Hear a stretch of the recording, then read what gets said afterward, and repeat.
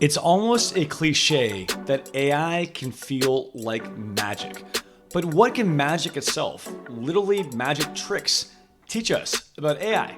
More than you would think, and in a weird way, sort of everything. That gets us to today's guest, a world-class magician, Mike Jacobson, whose stage name is Magic Mike. And my name is Jeff Wilser, and welcome to AI Curious. I'm a journalist, I'm a human, and I'm curious about AI. And I am delighted to share this really fun, freewheeling conversation with Magic Mike. Here's what you need to know about Magic Mike. Yes, he's a magician, but he's also a ton more, and that strangely gets us to AI. Now, in the magic world, he's one of the most in-demand entertainers in the country. He's the first magician to be named to Forbes 30 Under 30. You might have seen him perform on the Ellen DeGeneres Show or America's Got Talent. The celebrities who have given him glowing reviews include Kevin Durant, Anne Hathaway, Michael Bloomberg, the former head of the CIA, and on and on. Now, I have personally seen Magic Mike's show. That's how we met. I was blown away. It's kind of absurd to try and describe the tricks. I can't do it justice. But not only was his stage show like wildly, what the hell, how to do that? But then afterwards, when we were kind of mingling in the crowd, he just kind of came up to folks and just impromptu, randomly, like pulled things from our phone and had us just things that were just insanely impossible. It was one of the most wild mind F's I've ever seen in my life. But honestly, I have a confession. I have something I have to share. And there's also something kind of annoying about Magic Mike. And that's this. He is not just a top magician. He's also a world-class business consultant and strategist. It's like, dude, do you have to be really good at everything? It's kind of annoying. Like, leave something for the rest of us. Mike is also a brand strategy and marketing consultant. He's done that for companies like Comedy Central, Paramount, Universal Music, Pepsi, and on and on.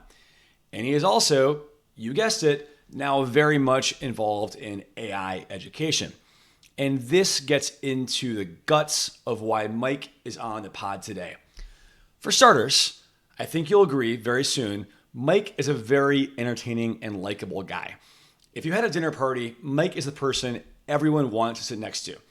And last year, Mike and his friends started doing basically variety shows at New York bars that somehow weave in AI. Now, I don't want to step on Mike's story. He tells it better than I do. But essentially, he and his friends just had freaking fun with AI at bars in New York. And that led to doing workshops, like fun, funky workshops for corporations that explain AI. Now his corporate clients for AI workshops even include Meta, who of course is building AI. It's gone full circle. But these are not your normal workshops. They are all about a sense of play, wackiness, fun, and yes, even curiosity. At heart, Mike and I share a very similar ethos. The best way to learn AI, to incorporate AI, is to follow your own personal curiosity about AI. Mike just does this in a far more entertaining way than I do. So in this conversation, we get into how instilling this sense of play and fun is really the key to unlocking AI. And also, hats off to Mike for an A+ name of his AI corporation sessions. It's called It Writes Itself. This was a really fun conversation, and I think there's a good chance you'll get some fun AI ideas, hacks, and inspiration out of it. I know I did. There are links to all of Mike's stuff in the show notes, including It Writes Itself. And for now, please enjoy my conversation with Mike Jacobson, aka Magic Mike, aka the co-founder of It Writes Itself Workshop, the AI variety show for corporations. Mike, welcome to the pod. What's up? Hello. So I'm going to start with two words I would not have guessed I would start with. Two words that were not on my bingo card a while ago, and that is PowerPoint parties. Tell me about the PowerPoint parties you had with your friends and how strangely AI somehow oozed its way into these PowerPoint parties and how that took off from there. Yeah, so it was actually inspired by AI. I think we'd seen PowerPoint parties on TikTok and stuff like that. Did it over COVID with some friends when we were bored on Zoom. And when ChatGPT first went onto a mainstream scene last year where we could all log in January, I think my wife and I sat down and we were sitting there being like, oh, stressed out about needing to learn another thing and trying to figure out what does this mean? What does this do? And we were like, what if we just like the moth, had some friends over, had some drinks, and had everyone just try something with AI and just show it to us like an experiment, like PowerPoint party style. And then we realized it would be more fun if we did it in a bar because more drinks. Everything is. Everything is better in a bar, as we know. So we sent that email out to those 10, 15 people, put a couple people on it, and turned out at the bar about 60 people showed up. And we were like, this is cool. And we were all there to just kind of fuck around and find out. I don't know if you're cool with swearing on this pod. I'm not sure. Sorry. Fuck yeah. So okay, great. Just want to make sure. So we did little easy fun things at that point, right? It was I started off the show by having ChatGPT make a drinking game about its own show. So I was like, hey, in real time, I was like, hey, here's what the show's all about. You don't know. I don't know what people are going to present today. I've curated 6 for my friends. Here are the kind of things that happen. Can you make 3 drinking game rules about your own show? They were super random. One of them was actually if a white man in a top hat shows up, drink. And that actually happened later in the show because someone ended up making a logo for my magic. But it was, the next one was crazy at the time. It was somebody came and took the Apple Terms of Service and turned it into the 10 Commandments. And it was super funny. Not a bad idea. Maybe we would actually read those. Honestly, they're hilarious, actually. Yeah, exactly. And it was great, right? And I'd never seen them. They passed them to me printed, and I just read them out loud to everyone. And it kind of escalated, right, in different capacities. And so 60 people, friends of yours, go to the bar, and everyone there is real time using AI in some creative way. So how is it at the time? I'm not cool enough to be a PowerPoint it's all good. Regular. How does the format work? Generally speaking, and with this too, you do this in advance. So you make your own slides. Now, at the beginning of the show, we used to do everything live, and that was kind of the fun of it. But it's not fun to watch prompting happen in real time. It's not fun to watch AI work in real time. We can just do the experiments and put into slides the most fun part. So what it started as was us curating friends, people we found on TikTok, random people on Twitter that we thought were doing interesting, fun things or had fun minds that we would love to see kind of show something. It's somewhere between a show and tell and a talent show of sorts. Okay. And so, someone would use AI as their therapist and talk about their dating life via and have AI's analysis of their dating life and whatever else. But it escalated. We started to do themed shows. We did a Valentines Day show where I found 2 people that got married on Zoom, actually teams, even sadder than Zoom, and had never done vows for each other. So they gave me 5 bullets about what they love about each other and their tone of voice. And I made vows for them using AI. And then I on the spot, they came up, we gave them a little bow tie and a little wedding thing, I've got veil. And we gave them their vows and they said them for the first time to each other. We did one in LA around entertainment. And one of the games or something that someone came up with was, why am I blanking? It is Shark Tank. Okay, I'm going to say this Shark again. Tank, right. Shark Tank. And basically what they did was AI came up with the concepts, the pitches, and the visuals. They did them all in advance, put them in some slides, got 3 people on stage to pitch the quote unquote their own concepts. And they were handed what their concepts were. They had no idea what they were going to be. Click, it's a pocket whale. Please read your pitch. Sharks, I'm looking for $10 million to do research into pocket whales because who doesn't need, and they were taught, he taught AI what these pitches were like. And so it was all structured just like it. Very funny. The audience ended up being the voters for who to invest in. So it started to escalate until it got to the point where we realized that these shows in the bars were super fun. Mm-hmm. But the real cool thing about it was that all these people who came in not really either having tried AI or not sure how to feel about AI came away feeling more comfortable with AI. And it kind of started to demystify it unintentionally because you're playing around with it. You're having fun with it in a world that that's not right now. AI is not, you don't think of fun when you think of AI. Right. And so we realized wait, this is actually really cool for people that need this. And if you think about it, corporations do, because right now there's a lot of AI anxiety and we thought we could kind of use this to transform that into AI action. All these teams want all these people want their teams to understand and embrace AI, but the elephant in the room is that like it's really hard to encourage adoption without it feeling like a lame corporate mandate or like, you know, an intimidating team. So for us, our solution is the show is called It Writes Itself, of course. And with us, you're essentially like learning AI through play. And we take what we kind of learned from these traveling shows and then bring it to corporations. And the end of this thought really quick, and we can talk about it, is we do this in two ways. One is we get dropped and we do that kind of bar show at a corporation and we personalize it to the audience. They give us a survey of all the people in the audience beforehand, weird things they love, dislike, things that are on their mind, how their relationship to AI, and we customize these pieces to like in a 1 hour show. The other way we do it, which we love doing, it just takes a little bit more work, is what we call a workshop. And instead of us putting on the show, we get 5 team members from this team in advance. You go back, you look at who might be good for this, and we brief them on how our show usually works on Zoom. And then we actually come up with a fun concept for them to develop into their own kind of PowerPoint presentation. We work with them, you know, 1 or 2 other times. They come back and they have these pieces for the show. We come in and we facilitate the show. We do some pieces ourselves, and it ends up being kind of peers presenting to peers using AI, which we find is really cool because while it's a little bit more bandwidth, it's always like special when you see your peers doing something with you. So if you're working at BarkBox or wherever, something Google or Meta, who we've been working with a lot, it's kind of sometimes more impactful when you're like the people on your own team are sharing stuff. Well, also so learning really by doing usually is more impactful than just learning by watching, right? Correct. So 100%. Having people, and I'm guessing that was part of the magic of, also not intentional. Talking to you, whenever I use the word magic, I feel self-conscious. Please, anytime you can integrate it. I'm here for it. So when people are in the bar in kind of the original conceit of this format, when they're literally being immersed in it, and then I'm guessing a large chunk of the audience in the bar, people who, am I right that of the 60 folks who came there originally, a good chunk of them were ones who had created in advance the PowerPoint slides, and they are then presenting. And then maybe as it evolved, maybe there were more of an audience. But I'm guessing it's like when it was actually because it was always curated. No one ever knew what to do with AI. We were just like, hey, like, Ben, I know you're funny and I know that you like to explore this stuff. Would you mind exploring? And if you don't have any ideas, I have a couple thoughts of what could be cool.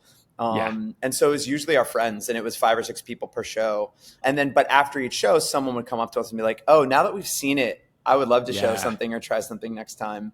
And it got weirder and more interesting. People have created their own religions. There's a holiday one where somebody explained how using AI for Santa math, like how could Santa be real, and actually proving out how they could make presents in time and get all the lists and whatever, like in a real deck. I love this. So before we get into corporate lands, I'm glad, thanks for that roadmap, and I want to spend more time there. But back to the bar scene, you gave some great examples, including the Santa one. What were some other, like, the reason I want to linger here is I think they think AI, especially in business, they're thinking, cool, how to write marketing copy, how to automate email workflows, how to cut costs by 37%. And like, yes, that's important, but in some ways kind of missing the point.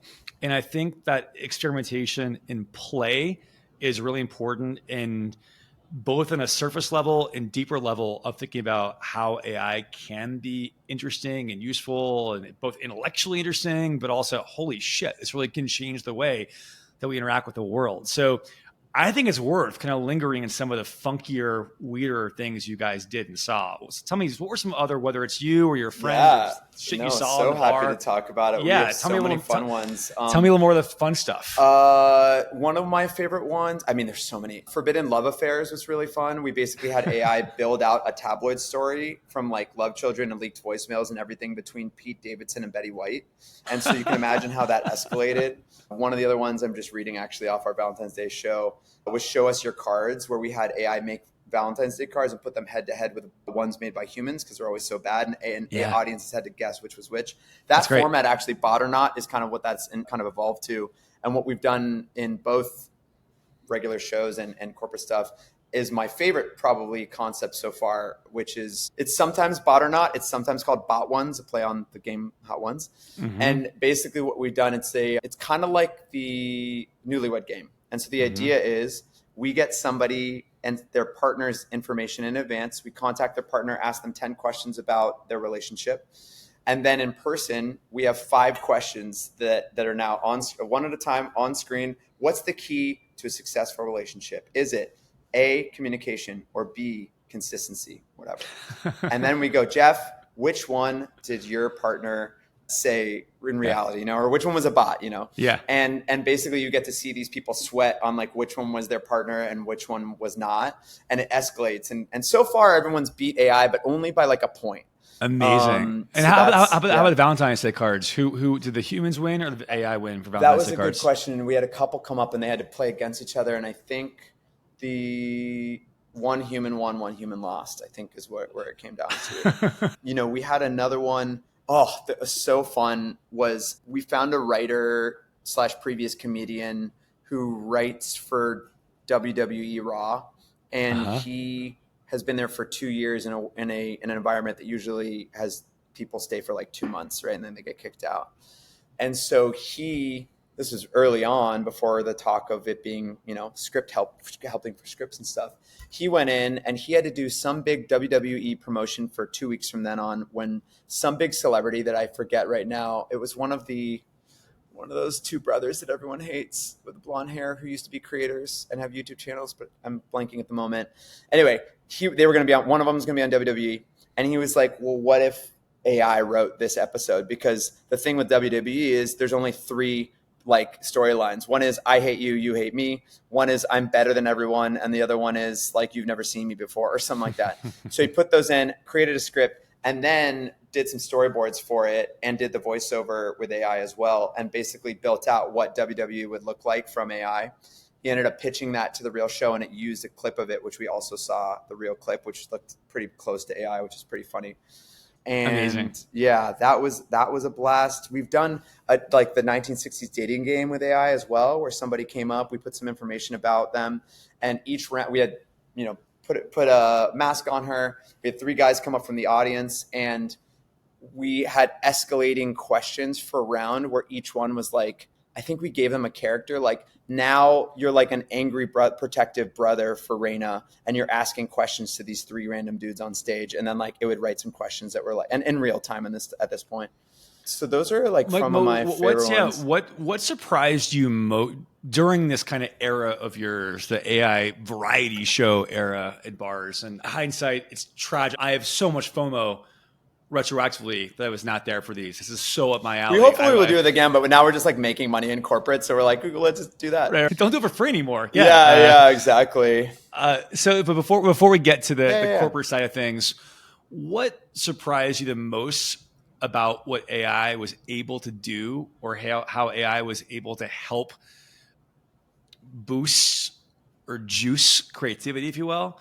And then what surprised you of like, oh wow, AI kind of shot the bed here? Yeah, it's interesting. I think everyone kind of goes into AI when you're new to it thinking, well, AI can do anything, which is not untrue, but that it's just going to make anything you want, which is untrue unless you know how to do it, right? Like, yes. As we've learned very quickly, like prompting is everything right now, and being able to push it to the place that you want to play or to be and help you with.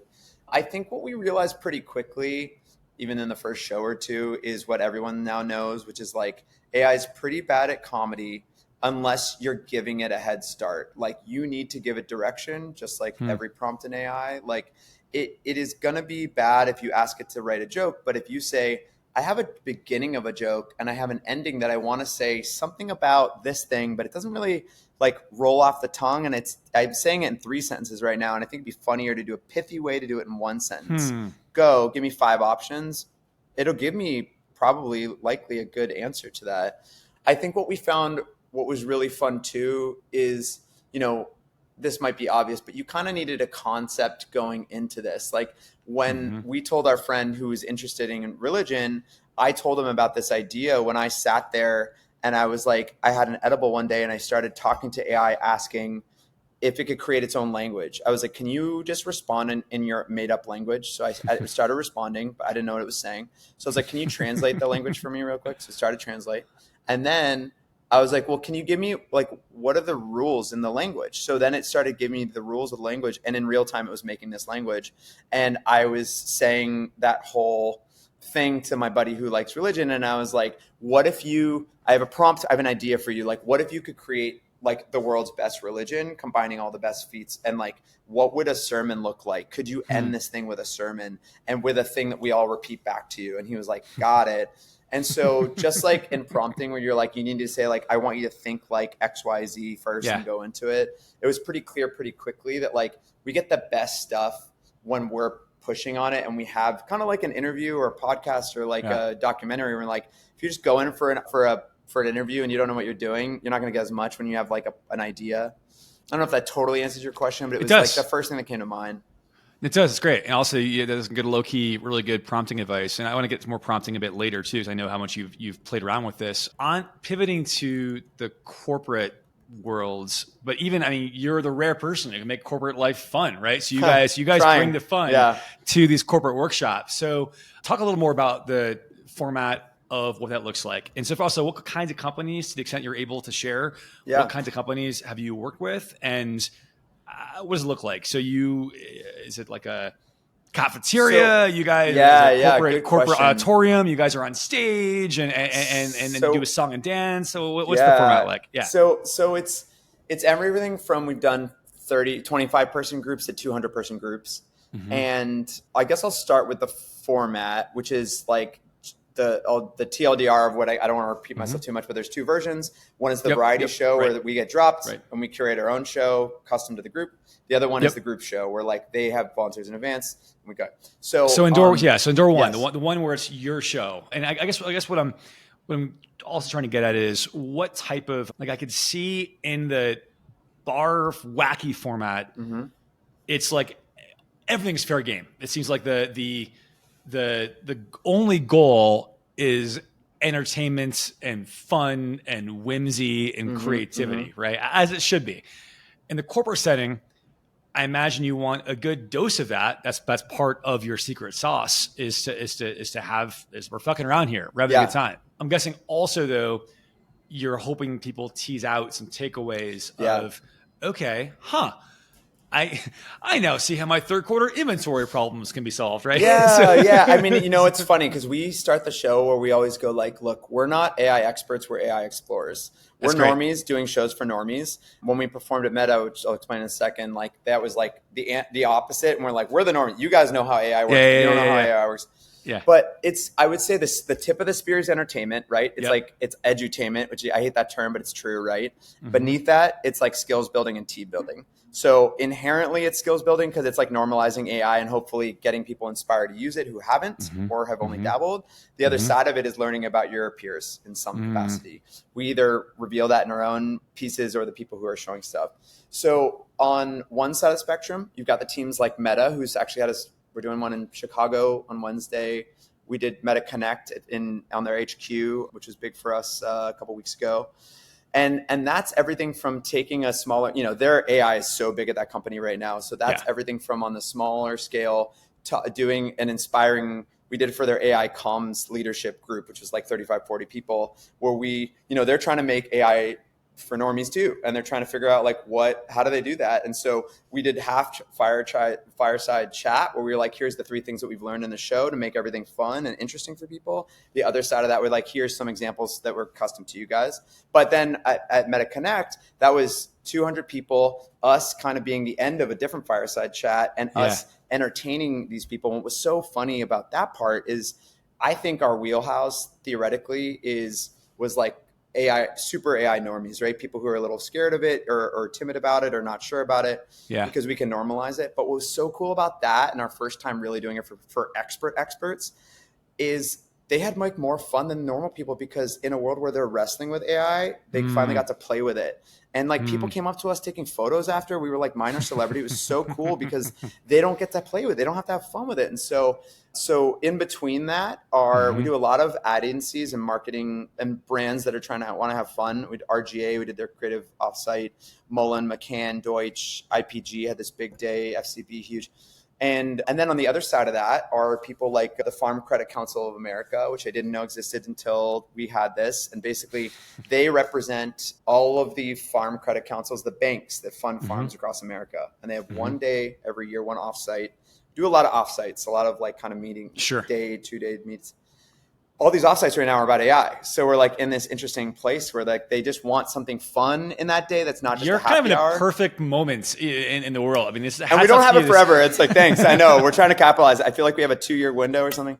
But the Farm Credit Council was a great example because these are a lot of people. These are 1, 2, 3-person marketing groups from all over, from these banks all over that are coming, that are some are technology averse. And I'm guessing also, frankly, all due respect to them, I think it's been scarcity of fun. Like when I think fun, I really think pharma credit. You know, that screams I know, exactly. Just a bucket of laughs right there. So what was so cool about that, exactly. And we were like, let's just see how this goes. Like to date, we've only worked with creative groups, and this was the least probably creative group technically that we've seen.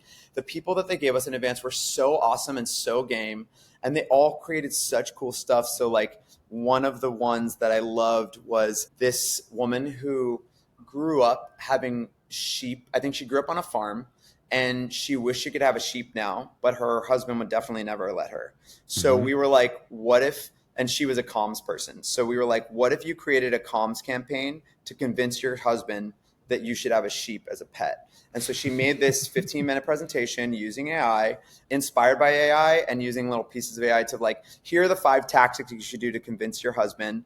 And she made a podcast with it. She like had some fun visuals and stuff like that, and kind of escalated. And she had this like kind of very convincing argument about AI, which about convincing her husband to get a sheep. It was really funny. She did a before and after, a pre and post survey. And there's the pre, like, here are the 4 questions he should answer about how he feels about it. Then she showed him the thing, and then had a post. And of course, nothing changed, but it was hilarious.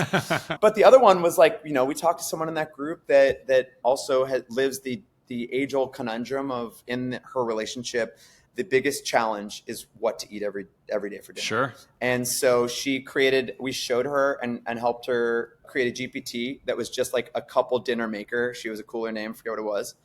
And she worked with it to figure out what are the best questions to ask a couple.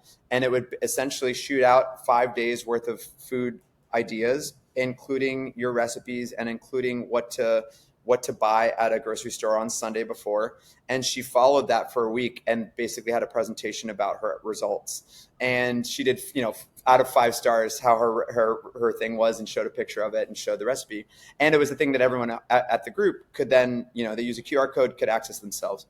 So we try to make it personal in some way. And that's always where the magic really happens. Yeah. And I'm thinking also, Mike, without, on the one hand, I understand the last thing a magician ever wants to do is deconstruct a trick and break down a trick. I get that's where the magic is lost when you see how the trick is performed. That said, is part of the magic of this, and obviously just for listeners to be clear, this is a different persona. Magic Mike is a different persona in a way than this particular format is. So I know that you're not literally being a magician here, but in a more figurative sense of like kind of like sprinkling the pixie dust of AI and having folks play with it and learn about it and so on, is one reason this is so successful. Is one reason people really seem to kind of like, they have a light bulb, they have the aha moments, they get it. Is that the stakes are almost like cartoonishly low and fun. Like the woman with the sheep example, right? Like she's like, maybe if you said to her, the same woman, if you said, hey, I think there's a way we can take, I don't even know what she does, but I think there's a way we can take your marketing campaign and we can use AI to handle the copy. We can create a podcast. We can like have a list of questions. That might sound effing terrifying. And that might give like, you know, you're up at night wondering, oh shit, well what if AI makes a mistake in this campaign and so on? That's intimidating. That's scary. But if the same freaking tools are used to create a campaign about a sheep and how the husband should let me have this sheep, that the stakes are so, well, in her mind, maybe the stakes are higher. I shouldn't be knocking sheep. No, right? You're not wrong. But the idea that like, it's part of what's fun about this is that by playing with these like make-believe stakes, that are also kind of fun and whimsical, it strips away all the anxiety, but it strips away the pressure of having to be deployed in the real world. And it just lets you kind of focus on the fun. Look at that. I can make the AI rhyme, that's cool. Yeah. I'm literally writing what you said down because I'm going to use it in my pitch from now on. So thank you. Do it. I think that is this thing that I think we say low stakes out loud, but I don't think I've thought about that being a part of, if you strip back the idea of playfulness, the playfulness comes because it is make believe in low stakes. You're totally right. Like, our whole point is to strip away anxiety. And I think when, as AI is kind of a rabbit hole. Like, you do one thing and you're like, oh, I could ask it this way, and you can literally do anything. The wormhole is endless. And I think what people who haven't tried it are, to your point, are scared that like they're going to ask it, it's not going to do it right, and it's their stakes or whatever. And what I think people don't totally realize until they see this, and the wormhole that inevitably each presentation is going down, is like, oh, it can do literally anything, and it can relate to my life in some way. I can make food with it, or I can just make it change this copy line, or I can come up with a marketing video. And there's this sense of ease, or even hopefully inspiration in some way. One of the ones that we did in the Farm Credit Council one was actually a little bit more. Doesn't always have to be funny. Some of them can be emotional, or some of them can be useful. And one of the ones that was actually our favorite, was really helpful for that group, was somebody who had to make 6 marketing videos for her bank and didn't know how to do it, and had a shoot coming up and didn't have any of the scripts. So we helped her figure out, like, take the 6 products from her website, have it just scrape your website, have it start making it, give it some tone guidance, like kind of brought her through that. And that presentation during this workshop was actually her story of, here's what I brought Mike and Sammy to, here's where I got to with the scripts, and here are the finished videos. But I think, ultimately that's scary to people. And I think you're totally right about the playfulness is the way in for stakes to be low enough for like, oh, it can be fun. Oh, right. It can be real too in my work life. Mike, what advice do you have to listeners besides the obvious and most important, book you, if a listener here is a VP at a corporation needing to have some out there. Offsite, there we go. So we'll have links in the show notes and all that stuff. Thanks. But outside of that, what advice do you have to kind of embrace that sense of play and curiosity when experimenting with AI? Whether it's simple as like just types of prompts to have fun with, or following a personal interest or passion, like, and to give you, for instance, my one of my gateway prompts, and I've mentioned this in the pod before, so apologies to listeners if you've heard this before. Early days of ChatGPT, or at least early for me, I think I had some stupid question, like, write me a story where Abraham Lincoln somehow discovers an iPhone that had traveled through time, and how does that impact the Civil War and Lincoln's presidency, and write it in the style of Ernest Hemingway, right? And then it kind of like, it made some mistakes. It like said, oh, well, Lincoln uses social media to spread his message of anti-slavery. I was like, well, no. Only Lincoln has a phone. No one else does. That wouldn't work, So there are a few iterations. The point is, I was blown away with what it can do. Then it got me down the rabbit hole of having fun with it, creating other stories for me. I'm like, write me a sequel, or write me a synopsis of a sequel to the last Star Wars Episode 9, but like make sure the tone is dark, and I gave parameters to it. And frankly, what it came back with was like better than the last slop that Abrams did, right? But that for me was my kind of rabbit hole of like having fun with it, and then that kind of spiraled. What advice do you give to people on how to kind of like embrace that sense of play and to go down their own rabbit hole? Oh man, I feel like yours are inherently better than what I'm thinking about right now. But the things that come to mind are, first and foremost, if you have Instagram or WhatsApp, to just use the AI in there. It has its pros and cons. It's not as good as other ones in some respects. It's fun in other ones. But I think for first off, for those who are like have barely dabbled or not sure about dabbling, that is the fastest, easiest one. You're already logged in. You literally go into your Instagram, do AI ask, like press message, AI chat, and do any, you can have it visualize something for you, a logo, or you can actually have yourself, you say, visualize me as a superhero. If you're working on your son's birthday card or birthday party invite, you know, you could do that. It will make that right away for you. And it's so simple. The actual, I'm going to skip a little bit, but I think it's just as accessible.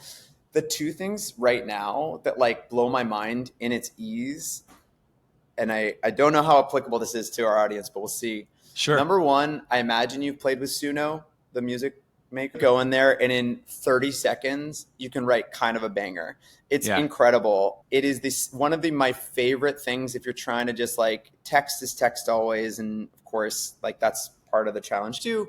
But like if you're like want to be your mind blown in terms of like how AI will develop very quickly, I continue to use it. We used it for like a barbecue invite, right? It was like, I just said, can you end in Brooklyn at this time? And it's about Mike and Sammy are hosting it and a couple other things were it. And it's like it, and I was like, I want it to be like a Taylor Swift bop or whatever, or like a EDM bop, whatever it was. And it was like immediately amazing. The other thing that's blowing my mind, and I know this is slowly getting away from your question, but I just want to say it because I think if you're listening right now, I imagine hopefully maybe people have dabbled. Google's new Notebook LLM, where it makes a podcast, is so cool and so simple. And like, so I get these surveys from the groups that we're going to work with, and I just drop the survey data into that. And actually, maybe I had an intermediary. Maybe I used AI to make it into text form instead of XLS. And then I put that into this.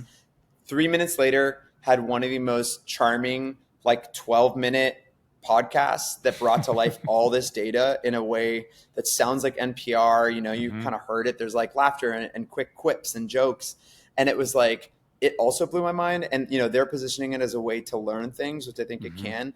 But I think it's a really fun, underutilized thing right now that I don't know what to do with. Either a takeaway for a client, if you have research or information or a deck that you're presenting, you want to leave them with something interesting, or you get client feedback from an event or a thing that you're putting on and you want to, instead of just putting bullets, you want to give them something interesting to listen to. It is the easiest. Suno and Notebook LLM are two of the easiest ways to have your mind blown, I think, right now in AI. Love it. Great concrete advice. As we start to wind down, I'd love to kind of come full circle with actually magic itself and back in your Magic Mike persona. To what extent have you experimented with, I don't even know what I have to kind of call this, intersection of AI and magic, or having AI help you with magic, whether it's having AI devise magic tricks or having AI try and figure out how tricks are done, or you tell me. What are ways? I'm sure, given your creativity, I'm sure you've dabbled. What is? I've definitely dabbled, like? And I've yet to feel like I've cracked the thing that it's amazing at. I'll tell you what it's not good at and what it's been pretty decent at so far, which is not good at just creating tricks. It's like it'll just not have any concept of not only how they work, but that's okay. We're supposed to figure that out. But also like what is going to be that cool? Like it's just kind of generic. You can imagine. The irony, there's so much of AI is magic, but it I know, really and cannot it feels be magic. like magic. But the thing is, it's like, you know, magic is an intricate subject because it is not quite as simple as you might think when creating a trick. There's a couple parameters, which as magicians we could put in. There should be stakes that should be unexpected. There should be a surprise at the end, whatever. And to be honest, I haven't probably prompted it properly to get to a place where we could do that. But I haven't quite cracked that. I really would love to crack a segment that would be fun using AI and magic. Maybe everyone's prompting their own prompts in real time. They send me something, a word, whatever. Haven't really cracked what makes that interesting yet. What it has been, which I thought was really interesting, is working on scripting, as you can imagine. And specifically, like magic is scripting is kind of 70%. A presentation of magic is like 70%. But do you literally mean when you were on stage scripting, hi, I'm Magic Mike, and giving your background, like literally the script of your dialogue? Yeah. Like basically, mostly it'll be one of two things. It'll be like, here's the idea for the trick. I want you to think like David Blaine. I want you to think like Darren Brown. And in the style of Darren Brown, I want you to present to me back how you think he would script this. And it'll just come up with some interesting lines. And like Darren Brown, who's a famous British mentalist, who's my favorite, always speaks and structures his tricks kind of in a similar way. And so it was really good at kind of honing that. A little cheesier than he would have written, but at least it's given me like some inspiration. But I think the most useful part is kind of like right beneath that, like peeling back that layer, which was like, I have this trick, I have most of this thing, and then there's like a line where I want to be a full circle at the very end before I do the reveal. Like, what are 3 versions of that line that could come full circle about like that tease up like, here's the twist, that without just saying here's the twist. And it'll usually come out, it's a great prompt. It's super specific and it'll come up with something, I've only done a few times, but it'll come up with something pretty decent. So that's my favorite way of using it so far. That's great. One thing I'm curious about is how are you obviously been very AI forward thinking, you lean into it, you've literally injected it into your work life and your personal life, it sounds like, in a really fun, inspiring way. Thanks. How are your other colleagues, peers, friends in the entertainment and creative space? How will you say they've been approaching AI? I know it's not a monolithic group. I know it's not a homogenous group. I get, I'm sure, but like it's one reason I ask is amongst writer friends, a lot of variations in how people are approaching it, right? Yeah, so yeah. What's kind of temperature so in your world? So interesting. I like to kind of like lightly focus group the friends and friend groups and people that we're working with, stuff like that. And it's pretty light so far. I think I can imagine you probably feel the same when you're like, everyone's using AI, of course. Like it's like it's like blowing my mind and it's so useful in so many different capacities. And so far, like, I think like my screenwriter friend, as an example, uses it for an occasional line or a synopsis maybe of her script, but not really for plot points from what I know. And I think the other creative people that I know, for the most part, have like dabbled for the occasional thing, but aren't really utilizing it in their everyday. Whereas like me as a strategist by day, I'm using it every day. My last question for you is, tell me a little more about, you've obviously given wonderful, colorful, wacky things you've been doing for shows, but on a more basic meat and potatoes way, how are you using it both for work and your personal life? Yeah, I mean, what's really funny is I've been using it for my personal life for cooking on the fly. Like my favorite thing to make ChatGPT do is math. And so I had a party of 100 people, 75 people. And like the challenge for me is always figuring out how do you make a batch cocktail, but not only a batch cocktail for X amount of people, but that fits in this other thing, right? That's the challenge for me, is like, I have a 1 liter thing, but I have this much alcohol and this many people. And so I just was like, here's how you make one cocktail. Here's what, like, that's this many ounces for a thing. I have, 45 ounces to play with. Tell me what I should be doing to make this batch cocktail for this group. Or the other side of that is, if you have ChatGPT on your phone, you can ask Siri to ask ChatGPT. So a lot of times I'll be like cooking and be like, hey, Siri, can you ask ChatGPT if I have sweet potatoes that I want to be like kind of well done, and I have chicken breast. Tell me at what temperature I should cook and when I should put what in. And it'll just like do that kind of math for me on the fly. That is better than my notes or what I would do in general. I'm always in my head about cooking stuff. And so that's the stuff that I've loved using in my personal life. And then in my professional life, it's just like an amazing kind of quick, like, instead of staring at a blank slide, like, give me a quick analysis of what I think is happening in the world, this brand's trajectory, these loose, like, any insights, kind of pushing it to, as a strategist, we're always trying to come up with some kind of epiphany or unexpected thought. So then I'll go backwards and say like, hey, can you give me 10 shower thoughts about soda brands, Coca-Cola or whatever I'm working on? And, 9 will be maybe whatever. 1 will be like, oh, that's a cool thought I hadn't thought about. So that's been fun in terms of like really pointed ways. Now, of course, the funniest thing about all of this is now that we've done these AI shows so many times, I'm starting to train AI on how we think about these shows so it can help me come up with new ideas. So yeah, it kind of goes spectrum.